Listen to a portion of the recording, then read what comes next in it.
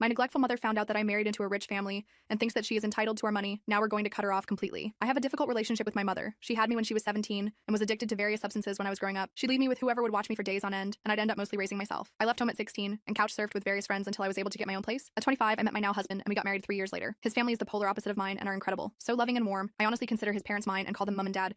They also happen to be quite well off, but that isn't something I care about. I mention it because it matters to the story. Last year, my mother reached out to me after a decade of not speaking to her, wanting to reconnect and introduce me to my little sister who was 2 years old.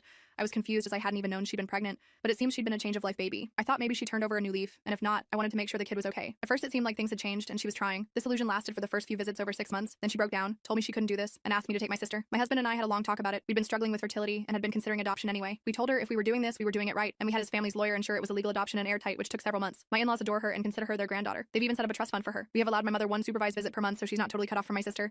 But it was during these visits things went badly as she saw how she was dressed and the toys she had and realized they were expensive. She began to rip into us for hiding the fact we have money and how if we'd just given her money she'd have not given us my sister, as she could have taken care of her better. I told her while we have some money it's mostly my husband's parents' money, not ours, so she had no right to know about it. Also that I wouldn't have given her money anyway as I didn't trust her. She broke down calling me a selfish bitch who'd never considered how hard things were for her. I now feel some guilt. My husband has told me if I want to make me feel better he'll give her money, but that seems like a bad idea as she'd likely use it badly or blow through it, then expect more. Despite this though, I do feel bad. Maybe I should have tried to help her more now my luck is better, or maybe I should have been honest with her. Update. We blocked my mother on every social media. We changed our phone numbers and we reached out to the family lawyer to get in contact with her to inform her that all visits have been stopped after how she spoke to me in front of my sister. She has to get clean for at least a year with weekly tests if she wants to see my sister again. My mother can contact our family lawyer if she needs help with the tests, but beyond that she gets no help from us unless she wants to go to rehab, which we will pay for. Directly to the rehab, not her. My husband, sister, and I have also moved in with my in-laws for the time being as my mother knows where we live. We will be looking for a new place and my in-laws are aware of the situation and that we are cutting all contact for now. Honestly, my in-laws are delighted to have us staying with them. When we arrived, the guest room my sister is using for now had an army of squishmallows on the bed.